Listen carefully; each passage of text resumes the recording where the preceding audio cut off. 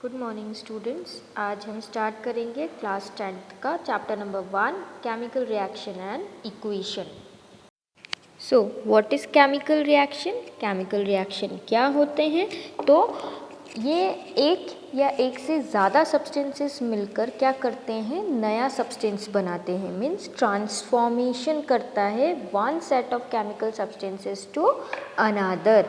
यहाँ पे क्या हो रहा है कि ये एक इस तरीके की प्रोसेस होती है जहाँ पे एक या एक से ज़्यादा सब्सटेंसेस मिलकर नए सब्सटेंसेस बनाते हैं, जो कि फिज़िकल मेथड से उसको रिवर्स्ड नहीं किया जाएगा, जैसे हैंड पिकिंग, फिल्ट्रेशन और इवोपरेशन के थ्रू।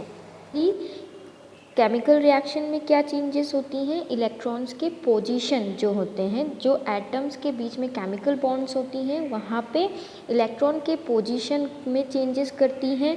उनके बॉन्ड्स, एटम के बीच के बॉन्ड्स को तोड़ने और बनाने का काम करती है। तो with no change to the nuclear, nuclear में उसमें कोई भी चेंजेस नहीं होता है and can often be described by a chemical equation. हमने केमिकल रिएक्शंस के बारे में पढ़ा कि क्या होता है केमिकल रिएक्शन। तो अभी हम देखते हैं कि chemical reactions are everywhere. Cooking, respiration. हम अगर देखें कि घर में जब हम खाना बनाते हैं तो हमारी सब्जियां, स्पाइसेस, ये सब क्या होती हैं? रॉ मटेरियल होती हैं। तो इनमें हम टेम्परेचर क्रिएट करते हैं, इनको मिक्स करते हैं और क्या बनाते हैं? एक नई सब्जी बनाते हैं। क्या आप उस सब्जी को रिवर्स कर सकते हो फिज़िकल मेथड के थ्रू? तो वो रिवर्स्ड नहीं होगा।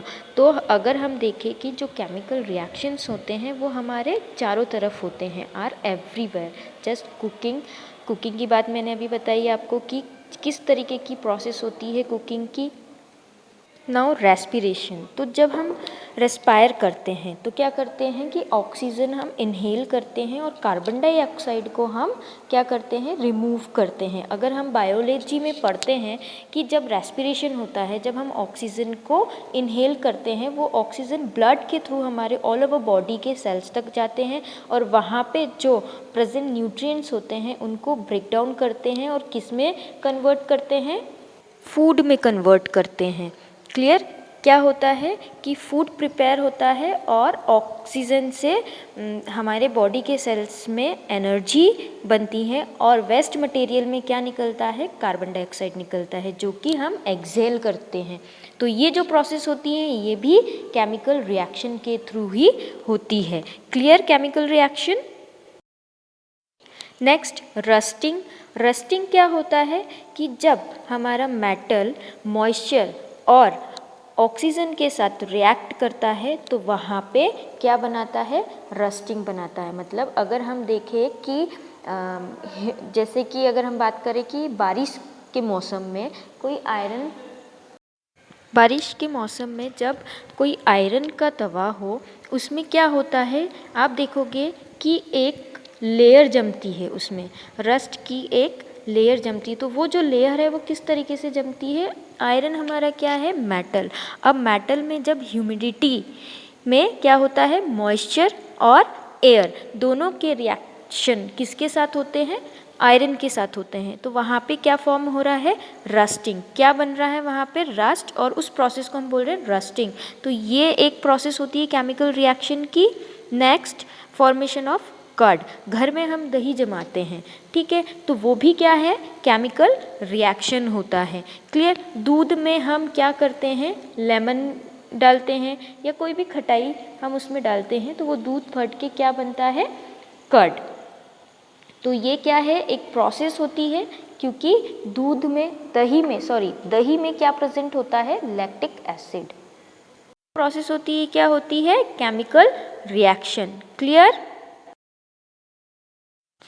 Chemical reactions involve certain steps. जैसे मैं बताऊं, indicate of a chemical reaction. Chemical reactions जब होती हैं तो उसमें कुछ इंडिकेशंस होते हैं जिससे हमें पता चलता है कि केमिकल रिएक्शंस हो रही हैं। उसके कुछ सर्टन स्टेप्स इन्वॉल्व होती हैं। अगर मैं बोलूँ कि जैसे यहाँ पे हम पिक्चर में देख सकते हैं, चेंज इन कलर। जब भी रिएक्शन होगा उसमें क्या होगा? कलर में चेंज होगा। Evolution of gas gas evolve होगा। चेंज इन कलर में अगर हम देखें कि जब हम खाना बनाते हैं, कुकिंग करते हैं, कुकिंग फूड, तब हम क्या देखते हैं कि रॉ मटेरियल जो रहता है, रॉ सब्जियां जो होती हैं उसके जो कलर होते हैं वो पहले जब हम उसका रिएक्टेंट करते हैं तब उसका कलर क्या होता है, एक दूसरा कलर होगा। देन जब वो कुक होने के बाद उसका जो कलर होगा वो टोटली चेंज होगा। तो यहाँ पे हमने पहले बताया कि ये केमिकल रिएक्शंस होती हैं कुकिंग फूड और उसमें कलर चेंज हो रहा है।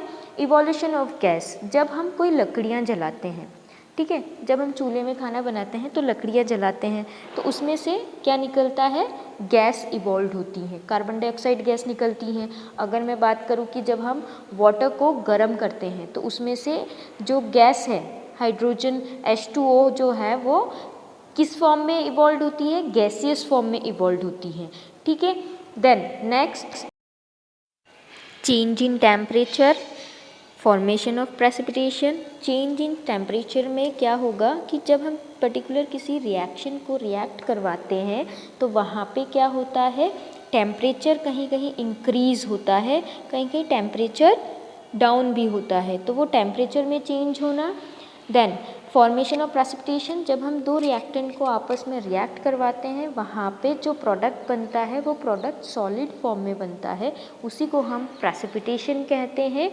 और नेक्स्ट है आपका चेंज इन स्टेट, ठीक है, लिक्विड से सॉलिड, सॉलिड से गैस, गैस से लिक्विड, इस तरीके से स्टेट में भी चेंज होता है। तो ये सारे वेरिएशंस हैं, ये सारे स्टेप्स हैं जो केमिकल रिएक्शन में पाए जाते हैं।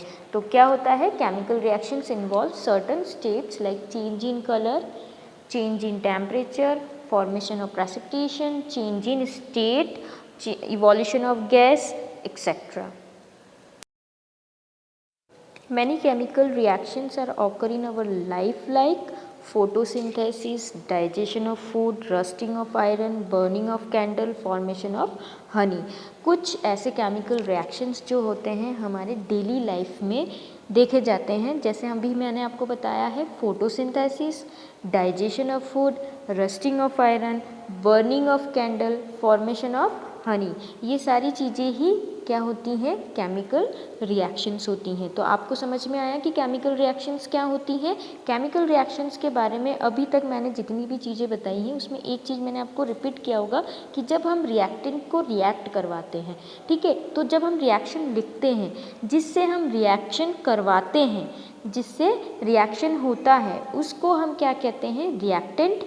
और जो हमें क्या मिलता है, नया सब्सटेंस मिलता है, उसे हम क्या कह रहे हैं, प्रोडक्ट। जो हमारा पुराना सब्सटेंस है वो हमारे रिएक्टेंट होते हैं और जो हमारा नया सब्सटेंस होता है उसे हम क्या कहते हैं, प्रोडक्ट। तो रिएक्टेंट जो होते हैं वो लेफ्ट हैंड साइड होता है और जो प्रोडक्ट होता है वो हमारे राइट हैंड साइड होता है।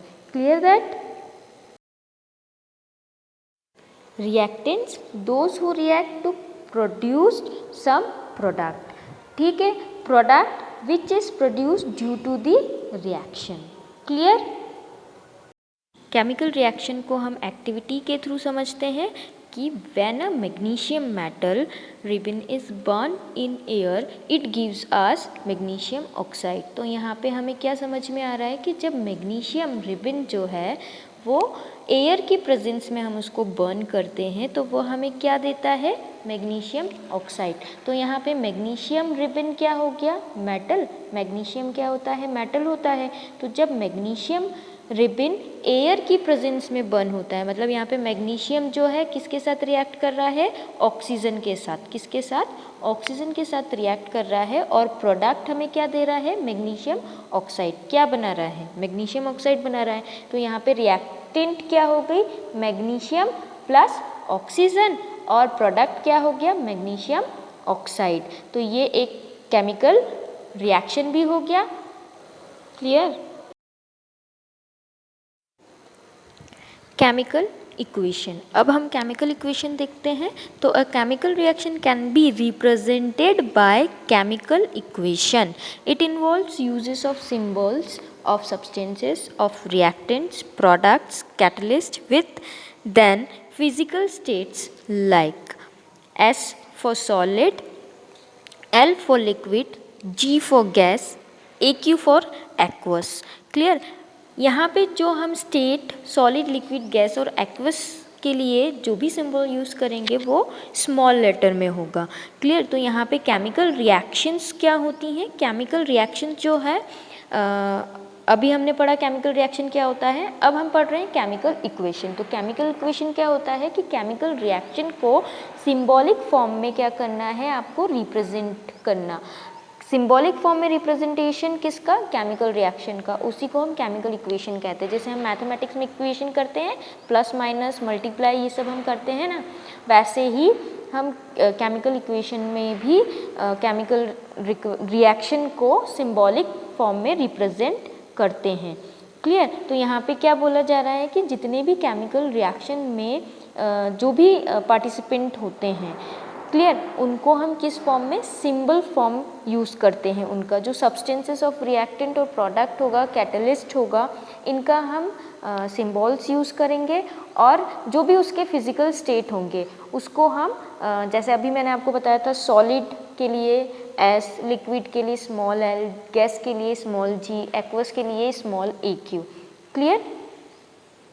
अब देखो सॉलिड, लिक्विड, गैस तो हम समझते हैं कि क्या है। अब एक्वस मैं बताऊं कि क्या होता है, कि जो एक्वस सॉल्यूशन होता है, it is a solution in which solvent is water. क्या है ये? एक इस तरीके का सॉल्यूशन होता है जो कि सॉल्वेंट उसका क्या होगा? वाटर होगा। Solute plus solvent is equal to solution. जैसे मैंने बोला एक ग्लास ऑफ वाटर है, उसमें मैंने 1 स्पून सॉल्ट ऐड किया, तो यहाँ पे ग्लास ऑफ वाटर क्या है? सॉल्वेंट, और 1 स्पून इज सॉल्यूट, और इन दोनों से हमें क्या बनाया? सॉल्ट वाटर बनाया ना, तो वो क्या हो गया हमारा? सॉल्यूशन। क्लियर। तो एक्वा सॉल्यूशन समझ में आया क्या होता है? वाटर जो होगा वो आपका सॉल्वेंट फॉर्म में होगा। क्लियर। देन केमिकल इक्वेशन को हम थोड़ा और समझते हैं कि जैसे ही मैंने अभी थोड़ी देर पहले आपको केमिकल रिएक्शन में मैग्नीशियम रिबन का एक एग्जाम्पल दिया था, तो मैंने क्या बताया था कि मैग्नीशियम जो है वो ऑक्सीजन के साथ रिएक्ट करके मैग्नीशियम ऑक्साइड बना रहा है। तो इसको एक लिखने का क्या होता है, एक स्ट्रक्चर होता है, जिसे मैं बोल रही हूँ कि मैं सिंबल और फॉर्मूले के फॉर्म में उसको क्या कर रही हूँ? रिप्रेजेंट कर। The substances that undergo chemical changes in the reaction. तो मैग्नीशियम एंड ऑक्सीजन, ठीक है, ये क्या है? चेंज हो रहे हैं, केमिकल चेंज हो रहे हैं, आर दी रिएक्टेंट्स, और इसी को हम क्या कह रहे हैं? Reactant. The new substances magnesium oxide form during the reaction is the product. Product जो है वो आपके रिएक्शन के दौरान बन रहा है, जो कि हमने अभी क्या पढ़ा है? मैग्नीशियम ऑक्साइड, कि मैग्नीशियम और ऑक्सीजन से क्या बन रहा है? Magnesium oxide. तो यहाँ पे मैग्नीशियम और ऑक्सीजन क्या हो गया आपका? रिएक्टेंट, और मैग्नीशियम ऑक्साइड जो है वो आपका क्या बन गया? प्रोडक्ट।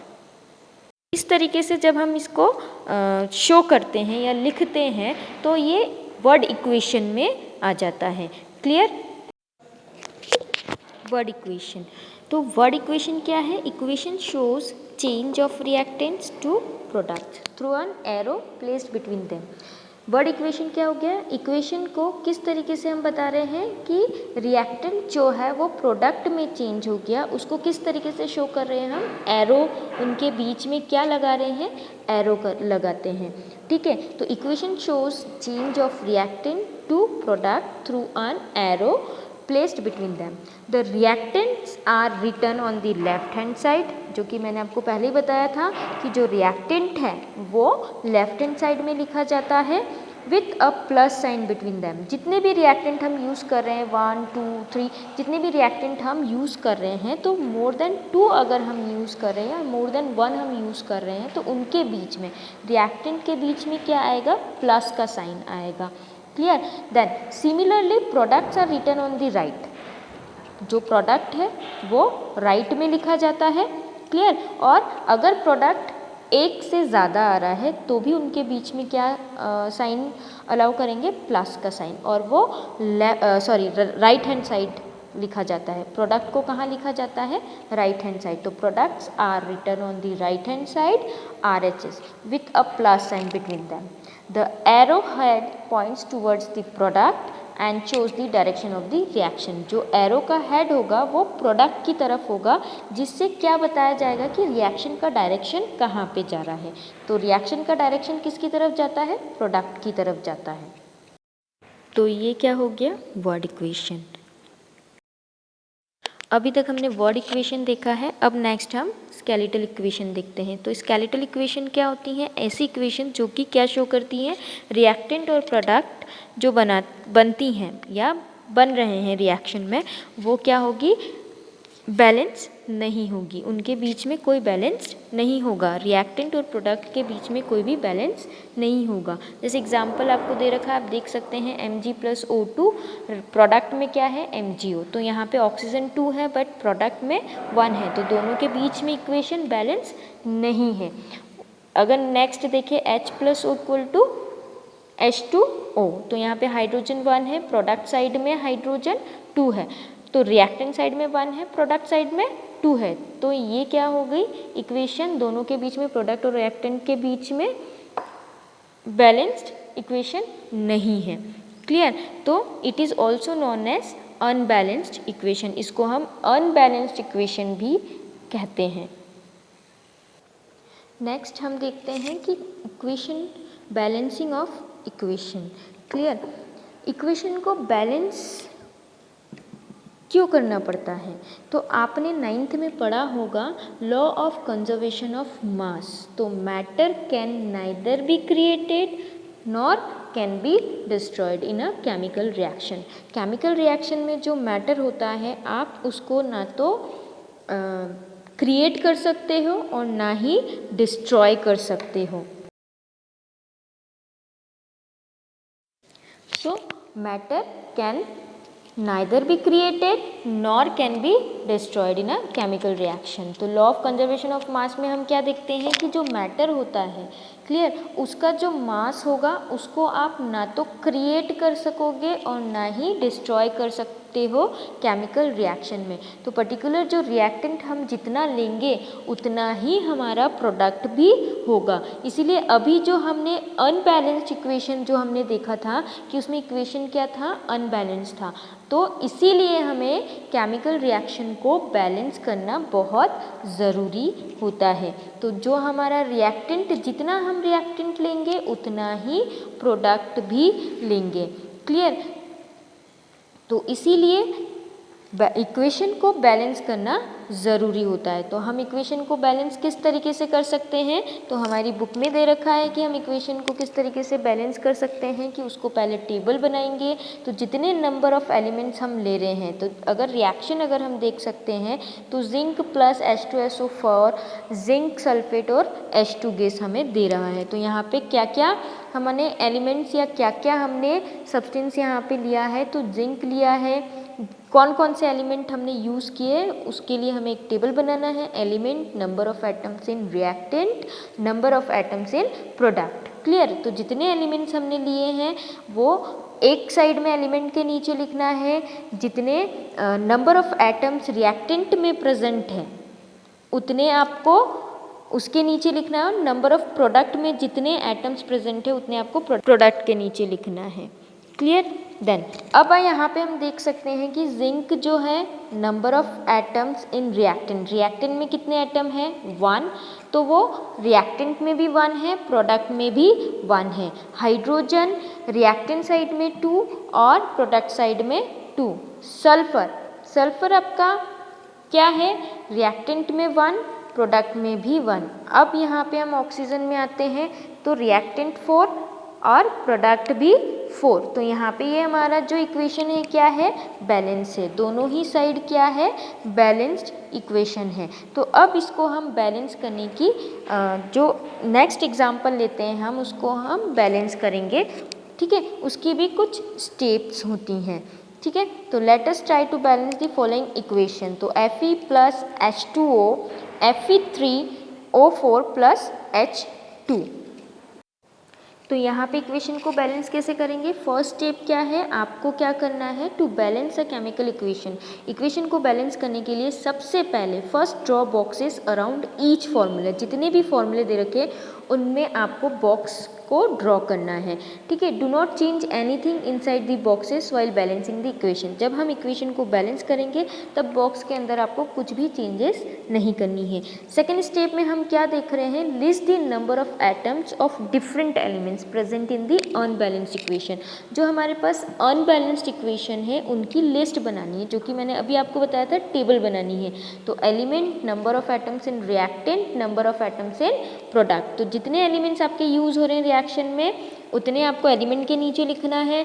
नंबर ऑफ एटम्स जितने रिएक्टेंट में है उतने रिएक्टेंट में लिखना है, और नंबर ऑफ प्रोडक्ट जितने प्रोडक्ट में है, number of atoms in product उतने आपको प्रोडक्ट साइड में लिखने हैं।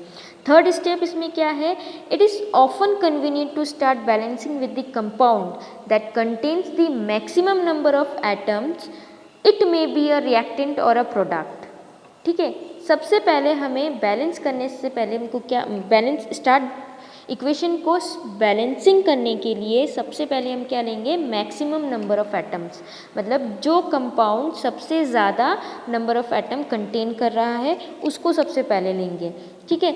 ठीक, it may be a reactant और अ प्रोडक्ट, ये रिएक्टेंट में भी हो सकता है या फिर प्रोडक्ट में भी हो सकता है। तो in that compound select the element which has the maximum number of atoms using this criteria. We select Fe3O4, सबसे पहले हम क्या लेंगे, Fe3O4 and the element oxygen in 8, there are 4 oxygen atoms in the RHS and only 1 on the LHS। अगर हम इस compound में देखें तो जो ऑक्सीजन एलिमेंट है वो आपका रिएक्टेंट साइड में 1 है और प्रोडक्ट साइड में 4 है। तो इसको बैलेंस करते हैं। सबसे पहले इनिशियल हम क्या करेंगे, देखेंगे कि इन रिएक्टेंट 1 इन H2O और 4 इन Fe3O4, मतलब हमारा जो रिएक्शन है वो इम्बैलेंस्ड है, तो इसको बैलेंस करते हैं। तो यहाँ पे अगर हमारा प्रोडक्ट साइड में 4 है तो हम रिएक्टेंट में क्या करेंगे, 4 को 1 से मल्टीप्लाई करेंगे। क्या करेंगे, 4 को 1 से मल्टीप्लाई करेंगे, ठीक है। To equalize the number of atoms, it must be remembered that we cannot alter the formula of the compound or element involved in the reaction। हम जब इसको इक्वलाइज करेंगे नंबर ऑफ एटम को, तो हमेशा ये दिमाग में रखना है कि आप इसके फॉर्मूले, कंपाउंड और एलिमेंट का जो फॉर्मूला होता है उसको आप ऑल्टर्ड नहीं कर सकते हैं, उसको आप क्या नहीं कर सकते हैं, ऑल्टर नहीं कर सकते हैं। क्लियर। तो for example, to balance oxygen atoms we can put coefficient 4 as 4H2O। क्या कर सकते हैं, आप देख सकते हो बुक में कैसे लिख सकते हैं, 4H2O। इसको इस तरीके से नहीं लिखेंगे H2O4, ओके। तो और H2O ब्रैकेट के बाद 4। तो now the partially balanced equation becomes, यहाँ पे क्या बन गया, जो हमारा रिएक्शन है वो क्या हो गया, पार्शियली बैलेंस्ड इक्वेशन हो गया, ठीक है। तो देखते हैं Fe प्लस 4H2O और Fe3O4 प्लस H2O। तो यहाँ पे क्या हो गया, पार्शियली बैलेंस्ड हो गया। अब पार्शियली बैलेंस्ड हो गया तो यहाँ पे फोर्थ स्टेप देखते हैं, Fe और H atoms are still not balanced, ठीक है। तो pick any of this elements to proceed further. Let us balance hydrogen atoms in the partially balanced equation to equalise the number of H atoms make the number of molecules of hydrogen as 4 on the RHS। आपको क्या लिखना पड़ेगा, product side में 2 को 4 से multiply करना पड़ेगा, क्योंकि यहाँ पे रिएक्टेंट साइड में क्या हो गया, 8 हो गया। तो यहाँ पे क्या करना पड़ेगा, 4 मतलब 2 को 4 से मल्टीप्लाई करना पड़ेगा। क्लियर। तो यहाँ पे भी 8, रिएक्टेंट में भी 8 और प्रोडक्ट में भी 8। देन अगेन हमारा जो इक्वेशन क्या हो गया, पार्शियली बैलेंस्ड इक्वेशन हो गया, ठीक है। अब नेक्स्ट हम फिफ्थ स्टेप में जाएंगे। फिफ्थ स्टेप क्या है, examine the above equation and pick up the third element which is not balanced, जो कि बैलेंस नहीं है। अब हम थर्ड एलिमेंट इसका लेंगे जो कि बैलेंस्ड नहीं है। You find that only 1 element is left to be balance, that is iron, ठीक है। देन यहाँ पे इनिशियल आपका क्या है, इन रिएक्टेंट Fe 1 है और इन प्रोडक्ट में Fe क्या है, 3 है। तो बैलेंस करने के लिए हम रिएक्टेंट साइड में क्या करेंगे, 3 से 1 का मल्टीप्लाई कर देंगे। तो to equalise Fe we take 3 atoms of Fe on the LHS। Clear. तो यहाँ पे फोर्थ स्टेप आपका finally to check the correctness of the balanced equation we count atoms of each element on both sides of the equation. अब हम क्या करेंगे, finally इसको check करेंगे इसकी करेक्टनेस को, बैलेंस्ड इक्वेशन को। तो इसके एटम्स को हम हर एक एलिमेंट के दोनों साइड, इक्वेशन के दोनों साइड के एलिमेंट के एटम्स को काउंट करेंगे। ठीक है, क्लियर। तो बैलेंस इक्वेशन क्या हो गया, the chemical equation need to be balance so that it follows the law of conservation of mass. A balance chemical equation occur when the number of the different atoms of elements in the reactant side is equal to that of the product side। तो हमेशा याद रखना कि जो number of atoms reactant side है उतने ही number of atoms product side में होने चाहिए। Then how to balance a equation, आप इक्वेशन को कैसे बैलेंस करोगे, तो वो अभी हमने देखा है कि हमने इक्वेशन को किस तरीके से बैलेंस किया है। तो this is a reaction between methane and oxygen producing carbon dioxide and water. Clear? The reaction shows in a combustion reaction, a compound reacts with oxygen and produces carbon dioxide and water. The technique is to balance the carbon atoms first, then the hydrogen atoms and then the oxygen atoms. In this case, the carbon atoms are already balanced. So now we look at the hydrogen atoms. There are 4 hydrogen atoms on the reactant sides and 2 hydrogen atoms on the product side. To balance them, we put a coefficient of 2 in front of H2O.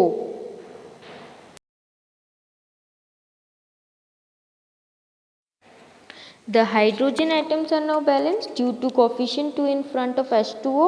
There are a total of 4 oxygen atoms on the product side. To balance the oxygen atoms on both sides, we put a coefficient of 2 in front of O2. The chemical equation is now balanced.